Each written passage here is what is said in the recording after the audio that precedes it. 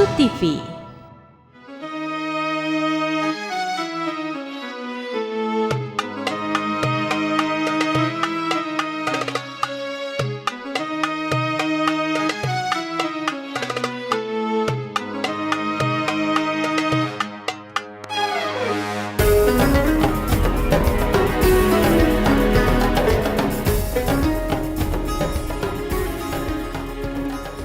Assalamualaikum warahmatullahi wabarakatuh. Bismillahirrahmanirrahim. Alhamdulillahilladzi syahru ramadhana syahran mubarakan kutiba fihi siyam wa unzila fihi al-Qur'an hudal linnasi wa bayyinatin minal huda wal furqan. Allahumma sholli wa sallim ala sayyidina Muhammad wa ala alihi wa ashabihi wa sallama tasliman katsira, amma ba'du. Hadratal muhtaramin, para alim, para ulama, wabil khusus al-mukarram Kiai Haji Samsul Arifin Tahkim di Masjid Besar Al-Khurriyah Tumpang. Kita doakan mudah-mudahan beliau selalu diberikan kesehatan oleh Allah, berikan kekuatan oleh Allah, sehingga bisa terus memakmurkan masjid besar ini. Yang saya muliakan pengurus takmir Masjid Besar Al-Khurriyah Tumpang, wabil khusus Ketua Takmir Bapak Dr. Andes Haji Miftahul Munir MPD dan seluruh jajarannya. Ma'asyiral muslimin, muslimat rahimakumullah. Syukur alhamdulillah pada malam hari ini Allah menakdirkan kami bisa bersilaturahmi di masjid besar ini dalam keadaan sehat walafiat bersama dengan Bapak dan Ibu sekalian. Mudah-mudahan langkah kita menuju ke masjid ini dicatat oleh Allah sebagai amal yang soleh dan solehah, sebagai hamba-hamba Allah yang terpilih, sehingga ketika kita berada di 10 hari akhir bulan Ramadan kita tetap bertengger di masjid ini. Mudah-mudahan kita hingga akhir nanti tetap bertengger di masjid ini. Ibu dan Bapak sekalian, ini safari saya yang kesekian kalinya, mulai dari Tulungagung, Blitar, kapan hari di Masjid Agung di Kepanjen, kemudian bergeser ke sini. Tidak tahu Allah menjalankan kami menuju ke Tumpang, kok enggak di tempat yang lain. Ini kan Allah yang menjalankan kita ini. Dan insya Allah nanti akan diakhiri di Kota Batu, insya Allah pada tanggal 8 Mei. Ma'asyiral muslimin rahimakumullah. Saya di masjid ini insya Allah sudah kesekian kali, karena saya pernah menjadi khotib Jumat di masjid ini. Kira-kira tidak tahu 10 tahun yang lalu atau 15 tahun yang lalu, yang jelas sudah cukup lama. Dan tradisinya setelah habis khutbah Jumat, setelah ngimami, diminta ceramah lagi di masjid ini. Saya masih ingat persis, kalau nggak salah 2 atau 3 kali. Masjid ini sangat besar, punya satu aura yang luar biasa. Namanya aja rumah Allah. Rasulullah Muhammad SAW ketika beliau di akhir-akhir bulan Ramadan, banyak hal yang beliau lakukan, seperti yang diceritakan oleh Sayyidah Aisyah. An Aisyah radhiyallahu anhu maqala Rasulullah sallallahu alaihi wasallam idza ja'al asru ay al asru akhiru min Ramadan Apa yang dilakukan oleh Rasulullah? Syaddu mi'zaruhu. Rasulullah justru sungguh-sungguh di dalam beribadah. Sungguh-sungguh dalam beribadah di 10 hari akhir di bulan Ramadan. Tetapi godaannya apa? Godaannya diskon di mall semakin besar di akhir-akhir bulan Ramadan. Gimana Pak? Diskon semakin besar. Godaannya untuk ibu-ibu seringkali harus menyiapkan snack dalam rangka untuk Idul Fitri. Godaannya lagi bagi para musafir di perjalanan berlama-lama, sehingga kita tidak bisa mengisi 10 hari di akhir bulan Ramadan itu dengan sungguh-sungguh karena kita disibukkan dengan kebutuhan yang bersifat duniawiyah. Nah, ini wajah-wajah yang ada di depan saya ini insya Allah wajah-wajah muttaqin. Wajah-wajah yang dijanjikan oleh Allah itskum minan nar, dibebaskan oleh Allah dari api neraka. Ini janji Allah. Berarti Allah telah memfilter hambanya di tengah-tengah kehidupan masyarakat. Kalau niku ningali mulai dari Malang sampai mriki, tiang sadian niku semakin rame sangat, hiruk pikuk. Nah, niki godaan duniawiyah niki. Tapi bapak-bapak ada di sini, ini dipilih oleh Allah Subhanahu wa taala, luar biasa.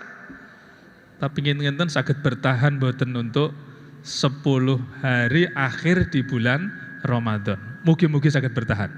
Mugi-mugi saged bertahan. Wa ahya lailahu. Dan Rasulullah itu menghidupkan malam 10 hari bulan Ramadan itu dengan berbagai macam ibadah. Menghidupkan, menyemarakkan, sekaligus memiliki berbagai macam schedule, memiliki berbagai macam jadwal, sudah dirancang sedemikian rupa oleh Rasulullah Muhammad SAW. Ini yang bercerita adalah seorang istri kekasih yang tercinta, Sayyidah Aisyah. Masuk Sayyidah Aisyah itu bohong, dan hadisnya itu muttafaqun alaih, Bukhari Muslim. Ini kesaksian daripada Sayyidah Aisyah.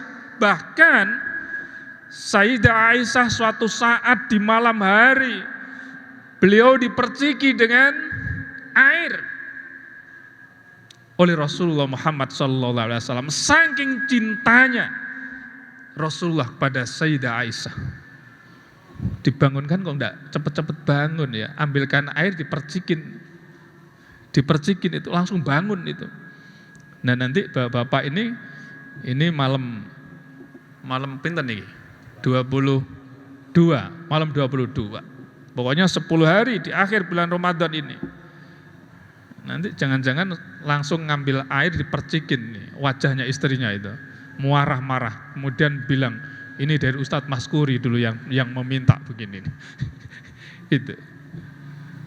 Jadi, wa'ai qadha ahlahu.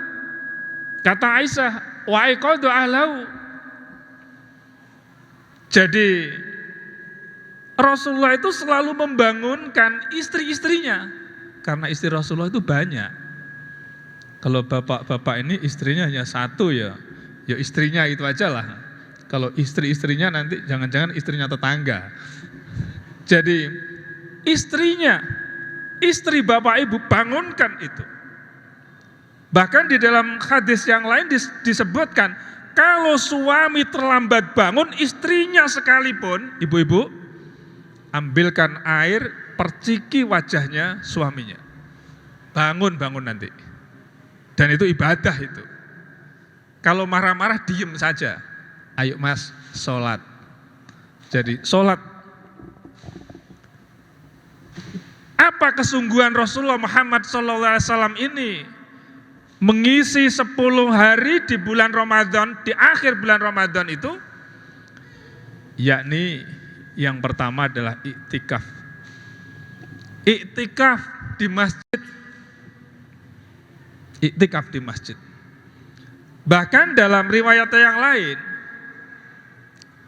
dalam pandemi Covid, dalam situasi pandemi, iktikaf di rumah pun itu tidak menjadi masalah. Tapi yang lebih utama itu adalah lebih afdal iktikaf di dalam masjid. Gitu. Iktikaf, diniati iktikaf. Apa yang dibaca ketika iktikaf?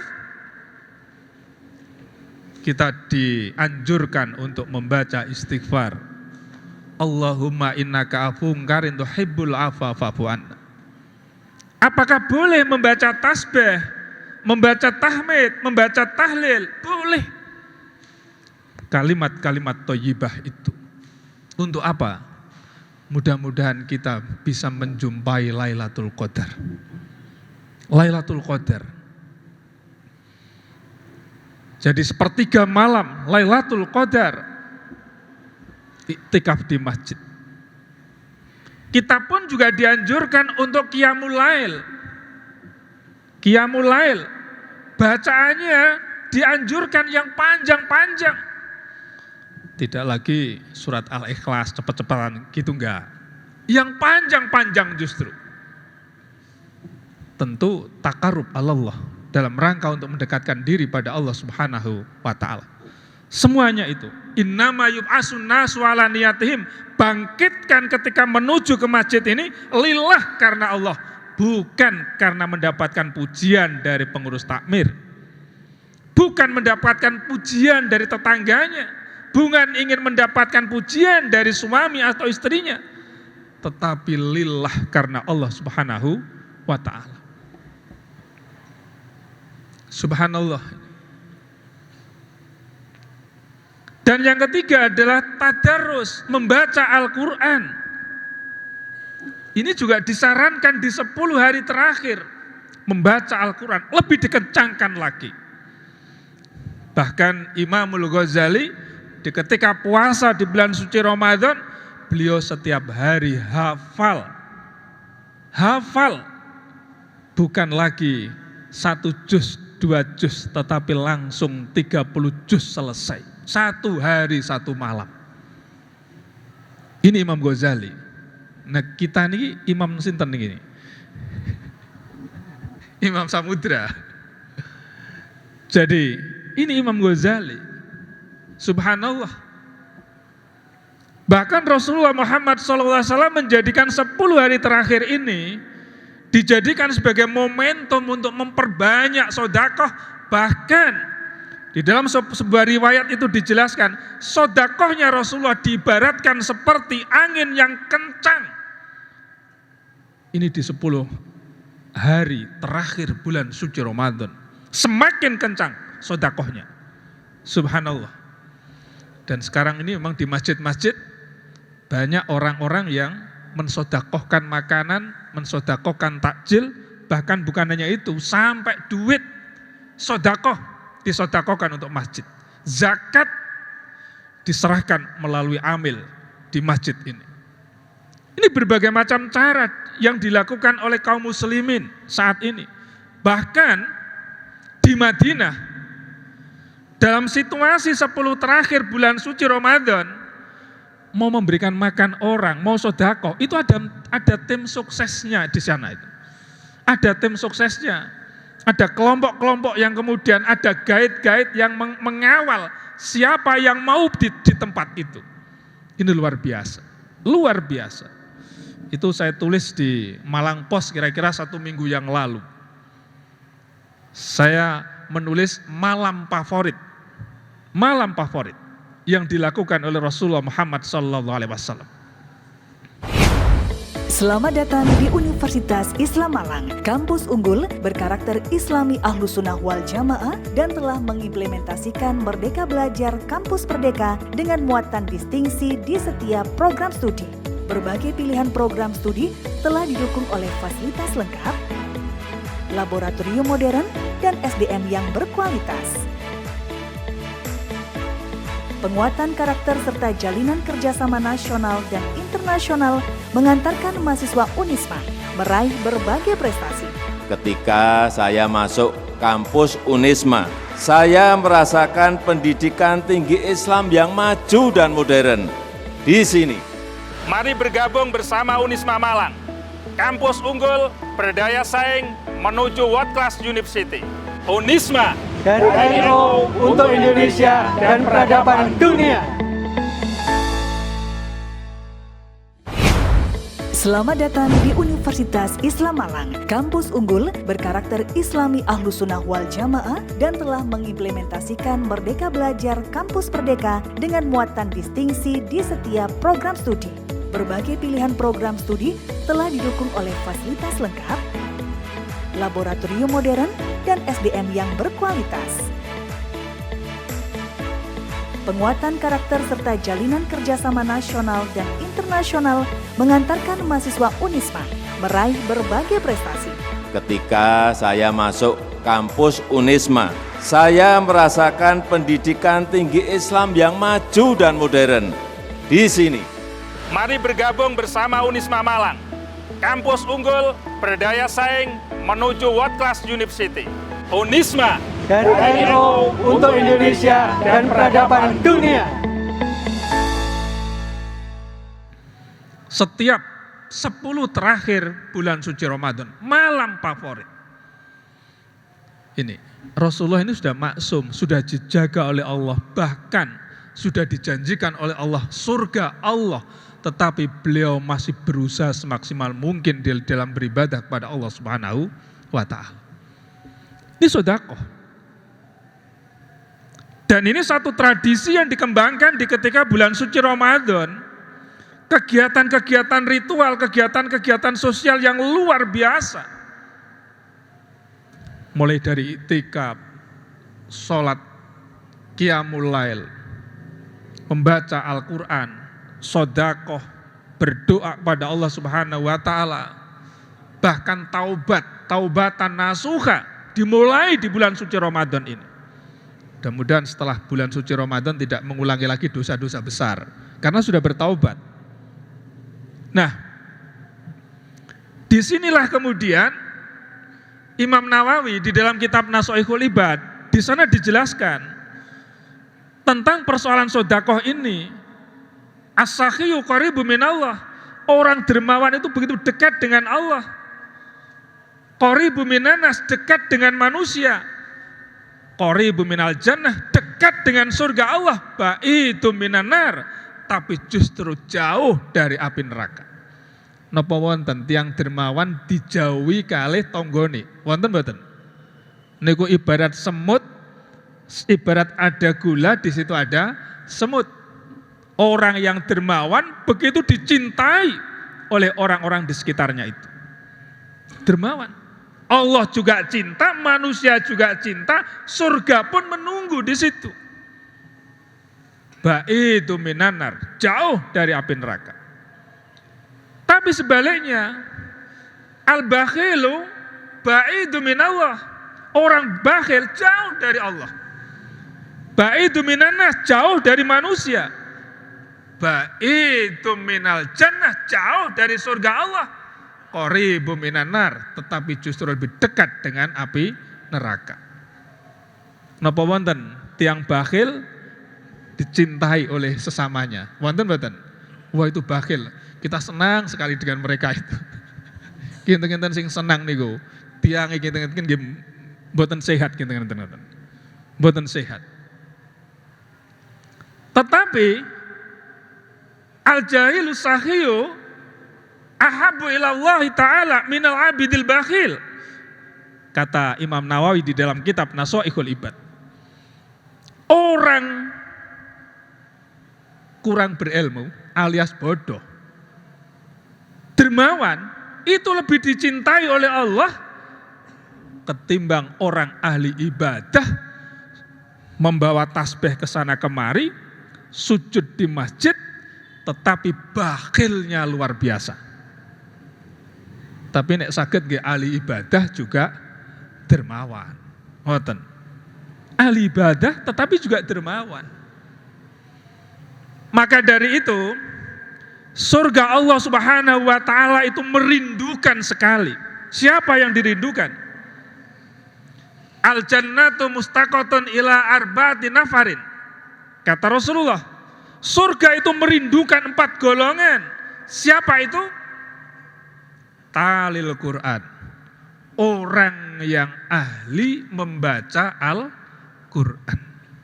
Nah, kita tadarus setiap malam kan ya, insyaallah yang memakmurkan masjid ini, yang suka tadarus di dalam masjid ini membaca Al-Quran, paling boten guyubi mawon. Kok misalnya kula sing tadarus, panjenengan nggih wonten mriki mirengaken mawon. Mirengaken mawon. Kula masuk surga, jenengan wonten wingking kula mlebet surga. Dirindukan oleh surga Allah Subhanahu wa taala.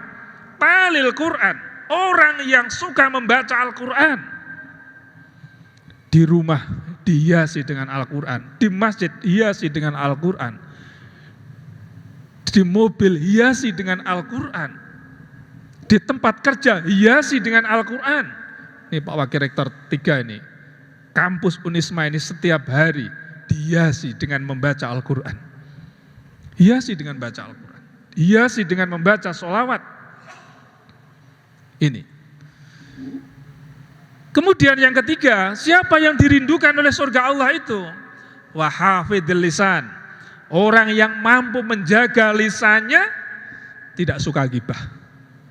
Tidak suka berbicara yang mubadzir. Bicaranya yang penting-penting. Niki nyuwun sewu. Imamul Ghazali menyampaikan, orang yang suka gibah, nyuwun sewu ibu-ibu, niki maturipun Imam Ghazali di dalam kitab Ihya Ulumuddin. Orang yang suka gibah itu adalah orang perempuan. Tapi yang laki-laki ini kalau gibah mungkin tidak sebanding dengan perempuan. Yang laki-laki ini yang biasa dia lakukan itu adalah tidak bisa memandang, tidak bisa menahan pandangan. Maka kadangkala bapak-bapak kalau pas jalan-jalan sama istrinya, kalau ada orang cantik, mesti yang dilihat itu ada orang cantik itu tadi. Bukan istrinya. Tetapi kalau bapak melihat, subhanallah, cantiknya itu adalah merupakan ciptaan Allah Subhanahu wa taala. Tidak sekedar melihat cantik, tetapi itu ada kebesaran Tuhan. Allah Subhanahu wa taala Maha Besar, menciptakan orang yang begitu indah. Begitu. Tapi kembalinya lagi pada Allah, bukan kepada melihat kecantikannya saja. Kebesaran Allah di situ. Maka ini bukan semata-mata untuk ibu-ibu ya, tapi yang laki-laki juga. Ini Imam Ghazali ini melakukan satu kajian-kajian, kalau laki-laki itu maksiat menggunakan mata, ibu-ibu maksiatnya banyak ini, lisannya ini, banyak lisannya ini. Tapi orang yang bisa menjaga lisan seperti hanya pada bulan suci Ramadan, kita pada saat gibah sedikit saja sudah dikatakan, hei poso loh ya, ojo gibah, ojo rasan-rasan. Andaikan 11 bulan setelah Ramadan itu selalu kita mengatakan innallaha ma'ana, Allah selalu bersama dengan kita, tidak perlu gibah kita satu sama lain. Karena gibah itu sama dengan dia tidak produktif, dia semakin melorot ibadahnya, dia semakin tidak berprestasi karena orientasinya adalah negative thinking, bukan positive thinking. Arahnya kepada su'udzon, bukan husnudzon. Ini wahafidil lisan. Yang ketiga adalah siapa yang dijanjikan, yang dirindukan oleh surga Allah itu, wa mud'imil ji'an, orang yang suka memberikan makan orang yang sedang lapar, yakni orang yang melaksanakan puasa. Baik puasa Senin Kemis, puasa di bulan suci Ramadan, atau puasa apapun, bapak-bapak sekalian, ibu-ibu sekalian menyisihkan rezekinya untuk mereka. Atau orang-orang fakir miskin sekalipun tidak puasa, tapi orang-orang fakir dan miskin yang membutuhkan uluran tangan dari kita semuanya. Wa muta'imil ji'an, dia sedang kelaparan. dan yang dirindukan oleh surga Allah. Ini saya sudah cukup lama ini.